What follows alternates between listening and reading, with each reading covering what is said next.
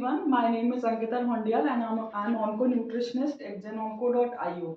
आज हम बात करेंगे टॉपिक कैंसर कैचेक्सिया, जो कि एक बहुत ही कॉमन टॉपिक है और इसमें डाइट का क्या इम्पोर्टेंट रोल है। आप सभी को पता है कि कैंसर एक बहुत ही लंबा ट्रीटमेंट होता है और काफ़ी ज़्यादा साइड इफ़ेक्ट्स होते हैं, जिसकी वजह से पेशेंट्स को कई बारी बहुत सारे वेट लॉस और इन सब चीज़ वेट लॉस, एपेटाइट लॉस इनका सामना करना पड़ता है। तो आइए जानते हैं कि कैंसर कैचेक्सिया होता क्या है। सबसे पहले मैं आपको बताना चाहूँगी कि कैंसर कैचेक्सिया एक सिंपल सा इज इक्वल टू होता है वेट लॉस या फिर मैल न्यूट्रिशन। मैल न्यूट्रिशन का मतलब है कि एक पेशेंट जो कि न्यूट्रिशन डेफिशिएंसीज का शिकार है, जिसमें न्यूट्रिशन की कमी होती जा रही है। जो हमारे मैक्रोन्यूट्रिएंट्स हैं जैसे कि कार्बोहाइड्रेट्स, प्रोटीन्स, फैट्स, विटामिन्स और मिनरल्स, इन सब की कमी होती जा रही है। उसका रीज़न क्या है, वो क्यों नहीं खा पा रहा? क्योंकि उसको बहुत सारे साइड इफ़ेक्ट्स हो रहे हैं, लॉस हो रहे हैं, वेट लॉस हो रहा है और एपेटाइट लॉस हो रहा है, म्यूकोसाइटिस यानी कि मुंह में छाले हो रहे हैं। और इन सब चीज़ों की न्यूट्रिशनल इंटरवेंशन, इन सब चीज़ों की वजह से उसको खाने में बहुत तकलीफ़ है, तभी उसको कैंसर कैचेक्सिया हो रहा है। कैंसर कैचेक्सिया का बहुत ज़्यादा साइड इफ़ेक्ट देखा गया है पेशेंट्स में, जिनका न्यूट्रिशन काफ़ी पुअर होता है, जिनको न्यूट्रिशन के बारे में ज़्यादा पता नहीं होता और जिनको जब साइड इफ़ेक्ट्स होते हैं तो वो ठीक से खा नहीं पाते। तो आज हम थोड़े टिप्स शेयर करेंगे ताकि आप लोग इस चीज़ से ना गुजरें। ठीक है। सो आप सभी जानते हैं कि कैंसर का ट्रीटमेंट 3 तरीकों से होता है, जैसे कि सर्जरी, कीमोथेरेपी और रेडिएशन थेरेपी। सर्जरी में यूजुअली किसी भी ऑर्गन का रिमूवल होता है अगर रिक्वायर्ड हो, या कीमोथेरेपी में डिसाइड करते हैं कि एक स्ट्रॉन्ग ड्रग से, जो कि प्लैटिनम बेस्ड या हार्मफुल स्टेरॉइड्स होते हैं, जो कि पर्टिकुलर पार्ट पे वर्क करते हैं, जिसकी वजह से गुड सेल्स पे भी अफेक्ट होता है। तो जब गुड सेल्स पे अफेक्ट होता है तो वो आपके डाइजेशन के प्रोसेस में, जैसे स्टमक लाइनिंग पे, माउथ पे, टेस्ट बड्स पे, अंदर ईसोफेगल लाइनिंग पे, इन सब पे अफेक्ट करता है, जिसकी वजह से आपका खाने का दिल नहीं करता, आपको भूख नहीं लगती, आपका टेस्ट ऑल्टर्ड रहता है, आपको थकावट महसूस होती है, क्योंकि जब बॉडी में प्रॉपर न्यूट्रिशन नहीं जाएगा तो ऑब्वियसली आपसे खाने का दिल नहीं करेगा, तो आपकी बॉडी वीक हो जाएगी। और अगर किसी की भी बॉडी लंबे समय तक वीक रहती है तो उसको हम बोलते हैं कि मैल न्यूट्रिशन। तो मसल वेस्टिंग होती है। मसल वेस्टिंग का मतलब है कि आपका मसल का लॉस हो रहा है, आपकी बॉडी में मसल लॉस हो रहा है, आपकी बॉडी से फैट लॉस हो रहा है। आपकी बॉडी में जो भी स्टोर्ड फैट्स है, आपकी बॉडी उसको कंज्यूम करना शुरू कर देती है, क्योंकि सेल्स को खाना चाहिए, तो वो आपकी बॉडी स्टोर्ड फैट्स लेने लग जाती है। तो उसकी वजह से आप बहुत ज़्यादा वीक हो जाते हैं और ट्रीटमेंट भी कई बार स्टॉप करना पड़ता है और sometimes it can lead to death also.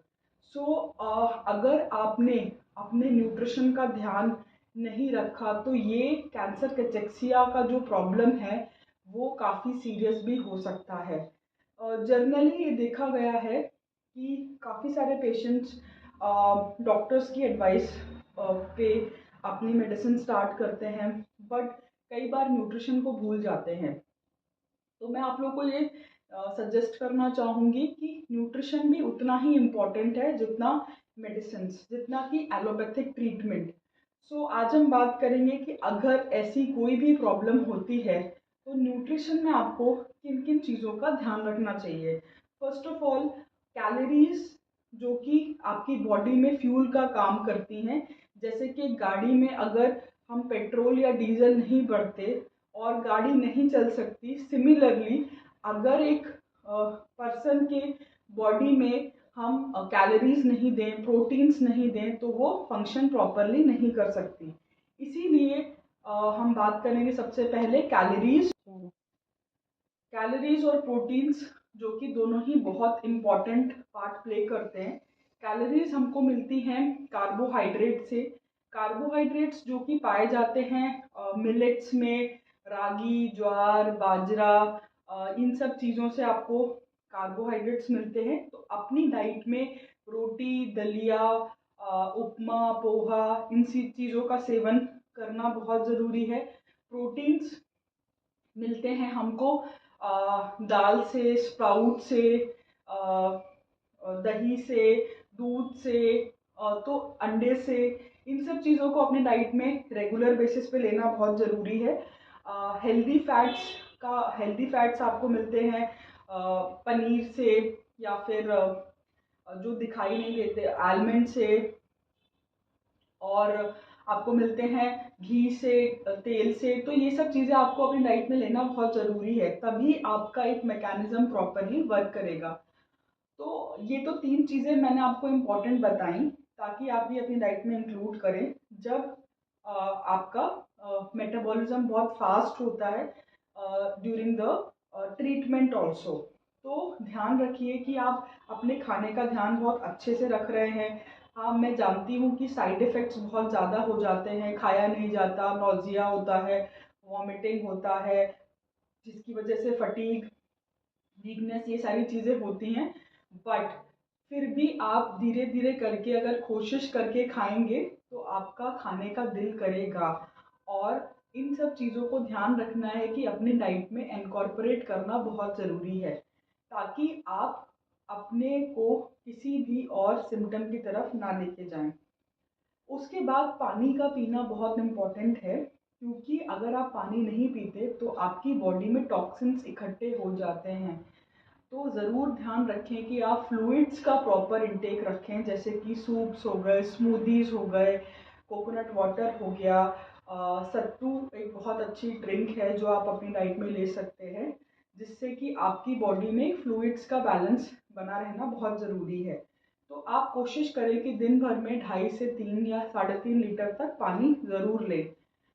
कई बार जैसे कि कुछ एंटीऑक्सीडेंट्स भी बहुत हेल्पफुल होते हैं, जैसे वीट ग्रास जूस हो गया, मोरिंगा जूस हो गया, ये सब भी आपकी बॉडी से टॉक्सिन्स रिमूव करने का काम करते हैं। तो ध्यान रखें कि आप इन सब चीज़ों का सेवन करें, ताकि आपकी बॉडी एक हेल्दी फूड्स का इंटेक करे और आपकी बॉडी को टॉक्सिन्स फ्री बनाए, और किसी भी प्रॉब्लम से आप निकल पाएँ।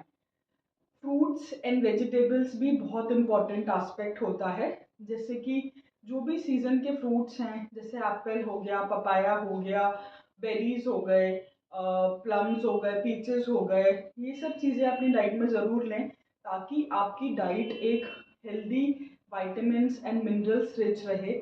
वेजिटेबल्स जैसे कि ग्रीन लीफी वेजिटेबल्स हैं, ये सारी वेजिटेबल्स ज़रूर लें, ताकि आपकी डाइट विटामिन्स हो, उसमें मिनरल्स हो। एक हेल्दी डाइट मेंटेन करना बहुत ज़रूरी है, ताकि आपको इन सब चीज़ों से एक प्रॉपर कैलोरीज और प्रोटीन्स और फैट्स, विटामिन्स, मिनरल्स सब कुछ मिले। तो ये तो मैंने आपसे शेयर किए कि कुछ चीज़ें जो कि आपको रेगुलर बेसिस पे लेना बहुत ज़रूरी है। इसके साथ साथ एक छोटी सी टिप और देना चाहूँगी। अगर आप कैंसर के ट्रीटमेंट के दौरान अपने आप को पॉजिटिव रखते हैं और थोड़ा सा एक रेगुलर रूटीन में थोड़ा ब्रीदिंग एक्सरसाइज करते हैं, अपने आप के साथ थोड़ा टाइम स्पेंड करते हैं, थोड़ा हॉबीज़ करते हैं, स्ट्रेस फ्री रहते हैं, क्योंकि ऑलरेडी आपकी बॉडी एक स्ट्रेस्ड कंडीशन में होती है, क्योंकि इतनी सारी मेडिसिन चल रही होती हैं, इतना ट्रीटमेंट चल रहा होता है। तो कोशिश करें कि थोड़ा सा रिलैक्स रहें, अपने आप को काम एंड कंपोज रखें, और ट्रीटमेंट के साथ साथ सबसे ज़्यादा डाइट का ध्यान रखें और पॉजिटिविटी लेकर के आए, तो डेफिनेटली आप जल्दी से जल्दी ठीक हो जाएंगे, और एक अच्छी डाइट के साथ अपने आप को जल्द से जल्द ठीक कर पाएंगे। आई होप आपको ये वीडियो पसंद आया हो। मिलते हैं जल्दी ही एक नेक्स्ट वीडियो में एक नए टॉपिक के साथ। Till then stay safe.